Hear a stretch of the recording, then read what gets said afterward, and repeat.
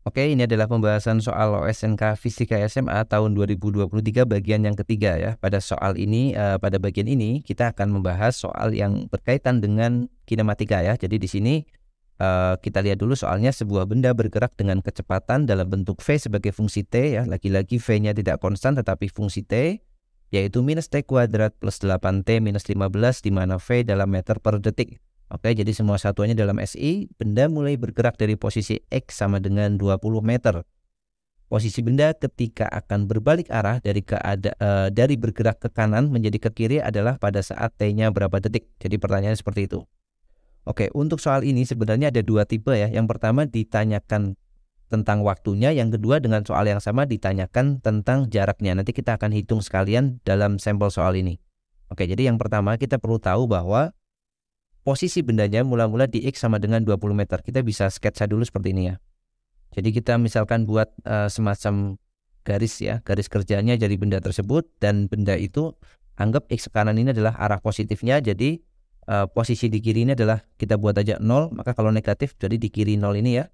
Dan dia mula-mula ada di posisi 20 meter nih. Ada di posisi 20 meter. Ini kita sebut sebagai X0-nya. X0-nya di sini kan. Kemudian benda itu bergerak dari posisi ini, dari posisi X0 20 meter ini, bergerak dengan kecepatan sebagai fungsi T. Dan fungsinya di sini kalau teman-teman lihat adalah fungsi kuadrat ya. Ini adalah fungsi untuk kuadrat. Nah, kemudian clue berikutnya adalah benda mulai bergerak, kemudian posisi benda ketika berbalik arah. Coba ya, jadi apa yang terjadi kalau benda itu berbalik arah? Maka kalau kecepatannya bertambah terus, dia tidak akan mungkin berbalik arah karena satu arah terus kan. Jadi berbalik arah terjadi pada saat kecepatannya 0 kan. Kecepatannya 0, maka dia berubah lagi nilainya, kemudian menjadi 0 lagi karena ini fungsi kuadrat, maka dia akan berbalik arah. Jadi berbalik arah di sini terjadi pada saat VT-nya sama dengan 0. Ya, VT-nya sama dengan 0. Itu adalah kondisi supaya dia berbalik arah. Maka dari bentuk VT yang merupakan fungsi kuadrat itu kita bisa dapat nilai pada saat T-nya berbalik arah dulu. Yaitu kita nolkan di sini ya. Jadi 0, ini kita masukkan di sini aja. Jadi VT-nya kita buat 0, maka 0 sama dengan minus T kuadrat plus 8T minus 15 ya. Kita akan cari pembuat 0-nya. Kita kalikan negatif ya. 0 sama dengan, kita buat supaya mudah difaktorkan, T kuadrat min 8T plus 15 ya jadinya. Ini dapatnya dari mana? Dikalikan negatif 1 ya dua-duanya. Apakah boleh? Ya boleh, karena yang luas kiri 0 ya. Maka kita tidak, 0 yang di kiri tidak berubah. Yang di kanan tandanya berbalik semua. Maka kita dapat 0 sama dengan, ini kita mudah kita faktorkan. Jadi T minus 3, T minus 5. Artinya kita dapat dua waktu, yaitu T-nya sama dengan 3 sekon dan T-nya sama dengan 5 sekon. Nah, dua waktu inilah waktu di mana benda itu berbalik arah. Kita belum tahu berbalik arahnya ke kanan atau ke kiri.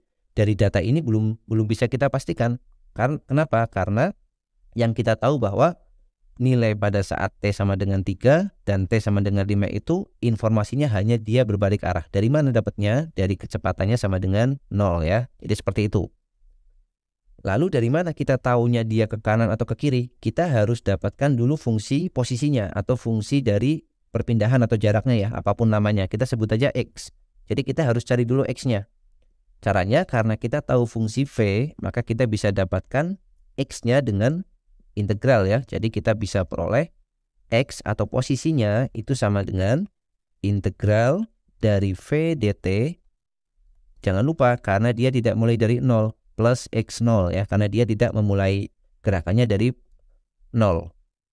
Dia memulainya dari 20 meter. Maka kita bisa gambarkan X-nya itu sama dengan V-nya adalah ini, integral dari minus T kuadrat plus 8T minus 15 dt, kemudian ditambah dengan 20 ya. Nanti hasil integralnya ini kita tambahkan 20 gitu aja.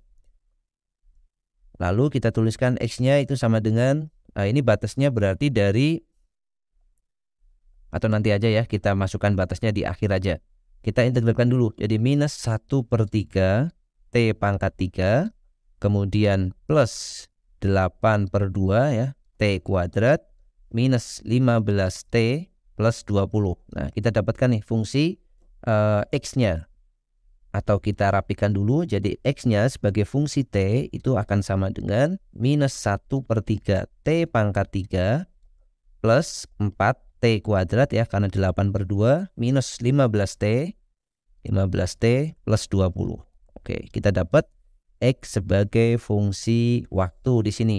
Nah, kalau sudah dapat X-nya gimana? Nah, ini ada beberapa cara untuk tahu dia ke kanan atau ke kirinya. Cara pertama, teman-teman lihat seperti ini ya.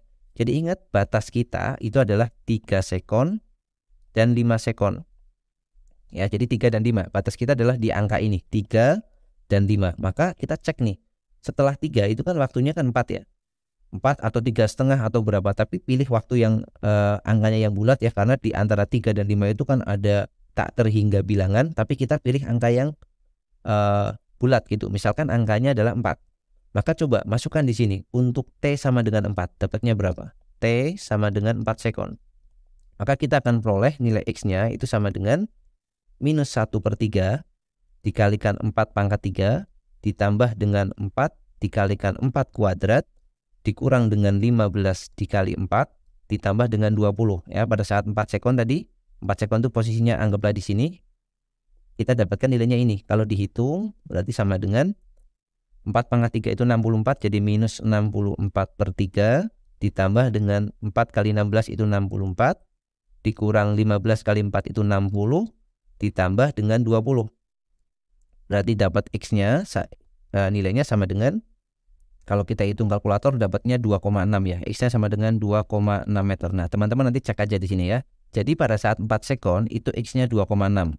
2,6 meter ya. 2,6 meter. Nah, sekarang kita cek pada saat dia di 3 sekon. Masukkan aja di sini. Masukkan angkanya 3 sekon. Maka kita akan dapat X-nya di sini. X-nya sama dengan, ya kita hitung langsung aja.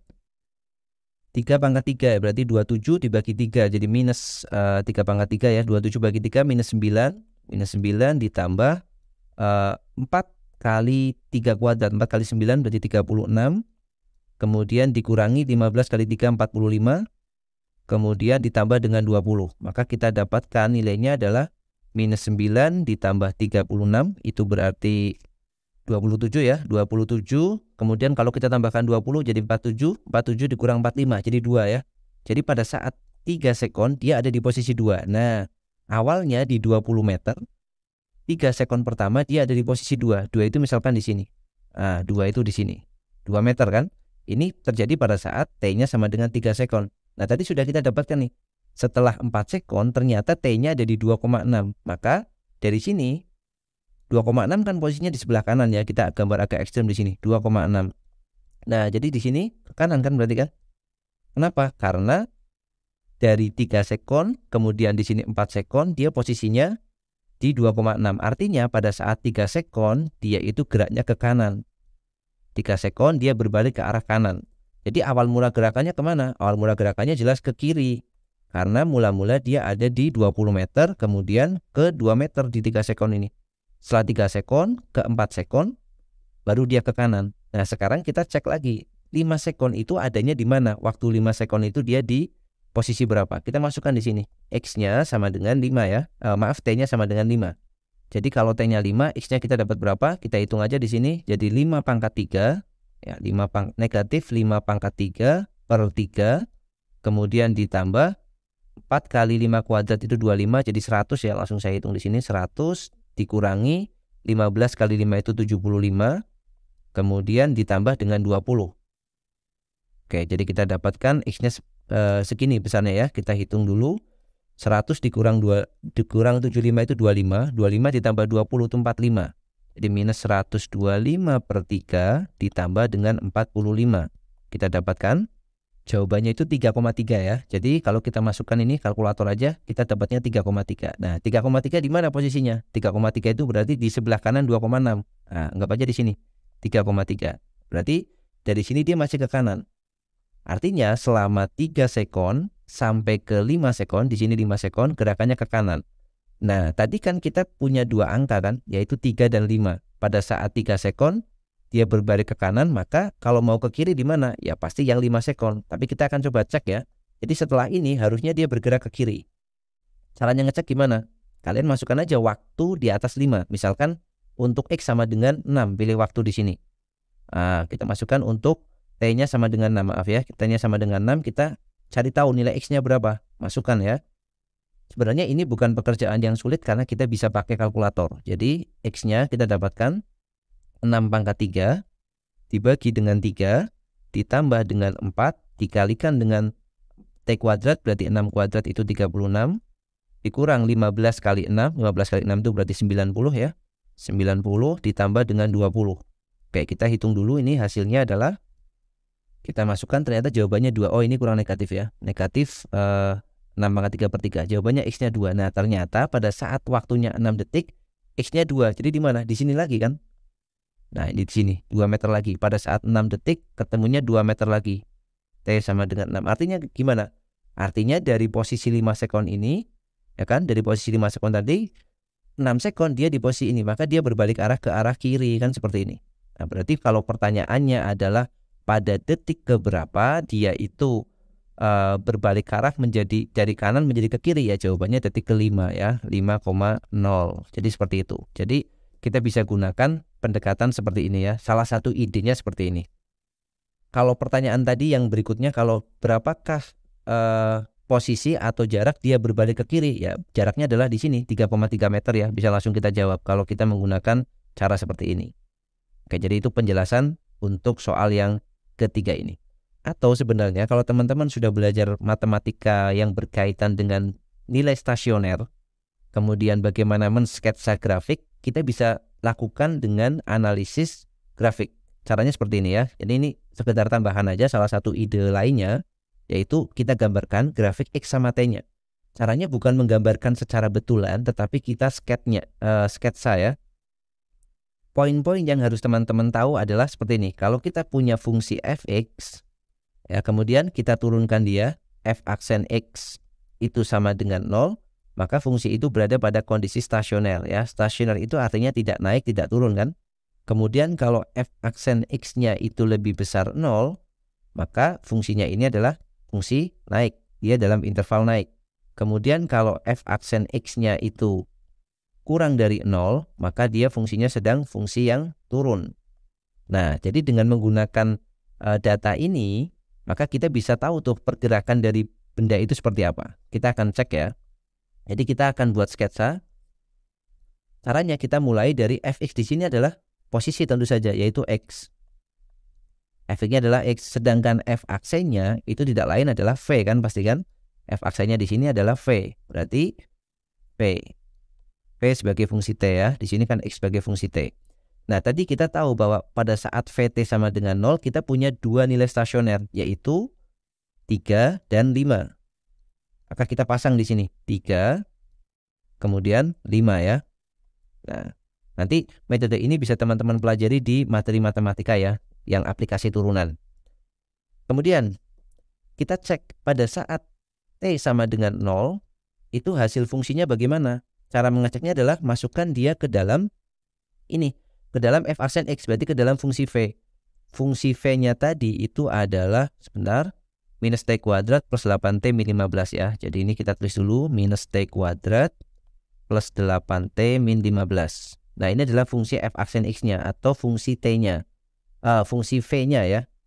Kita masukkan tuh T-nya sama dengan 0, masukkan ke sini. Nah, kalau kita masukkan T sama dengan 0, ternyata dapatnya berapa? V-nya itu sama dengan 0 plus 0 min 15. V-nya sama dengan minus 15 ya. Kita nggak butuh angkanya, kita butuh notasi tandanya. Negatif, artinya pada saat T sama dengan 0, nilai F aksen X-nya itu negatif. 0 itu di mana posisinya? 0 itu di sebelah kiri 3, maka ini negatif dia. F aksen X-nya negatif. Nah, kalau dia itu akarnya itu berlainan, selalu selang-seling ya, jadi pelajari ya. Jadi kalau sini negatif, sini pasti positif. Kemudian yang sebelah kanannya lagi pasti negatif lagi. Berarti fungsi itu nanti akan seperti ini. Dari sebelum minus 3, dari interval X kurang dari 3 itu dia akan turun. Kemudian di 3 itu stasioner, artinya nggak naik nggak turun, maka dia akan turun gini. Di 3 nggak naik nggak turun, kemudian setelah 3 dia harus naik. Kemudian sampai di 5, oke saya gambar di bawahnya aja ya. Di sini ini turun di 3. Kemudian setelah 3 itu tidak naik tidak turun, kenapa? Karena stasioner. Habis ini dia harus naik sampai di 5. Setelah 5 dia stasioner lagi, nggak naik nggak turun. Setelah itu negatif, artinya dia fungsinya turun. Nah, maka grafik untuk X-nya kira-kira bentuknya seperti ini. Kalau kita sketsa untuk yang lebih tepatnya ya kan kita sudah tahu tuh pola grafiknya. Maka kita bisa sketsa seperti ini. Ini adalah T-nya, kemudian ini adalah X-nya kan. Maka X-nya tadi ingat awalnya dia tidak dari 0 tetapi dari 20. Maka kita mulai dari 20. 20 coba teman-teman lihat bentuk grafiknya. Ya dia turun, kemudian turun, kemudian di detik ketiga dia akan naik, ya kan? Pada saat T sama dengan 3 ini, dia akan naik, kemudian di detik kelima dia akan turun lagi seperti ini. Nah, di detik kelima itu berarti di sini, dia akan turun lagi, ini detik kelima. Oke. Nah, jadi grafik X sebagai fungsi T-nya akan seperti ini. Sketsanya kira-kira bentuknya seperti ini. Nah, kalau di sini kan bisa kita lihat tuh, mula-mula dari 20, kemudian ke 0 ya. Turun, berarti kan ini geraknya kan dia ke kiri kan pasti, karena 20 kemudian nilai X-nya mengecil berarti ke kiri. Setelah di 3 detik dia nilai X-nya membesar lagi berarti kan ke kanan. Kemudian setelah di 5 detik nilai X-nya mengecil lagi jadi ke kiri. Nah berarti pertanyaan soal ini kan berubah dari kanan menjadi ke kiri, kan berarti mulainya di detik kelima ya, kita akan dapatkan jawaban yang sama. Itu kalau pakai pendekatan matematis ya. Bagi yang belum belajar materi ini ya, kalau tidak salah ini dipelajari di kelas 11 untuk matematika peminatan ya. Nanti dipelajari untuk materi aplikasi turunan. Kalau yang sudah belajar mungkin bisa dikoneksikan cara ini, dan bagi yang belum mungkin bisa pakai cara yang pertama tadi ya, dengan menggunakan kinematika seperti biasa. Oke, jadi seperti ini pembahasan untuk soal ketiga kita. Semoga pembahasan ini bermanfaat ya. Nanti kita jumpa lagi di pembahasan soal-soal yang lainnya.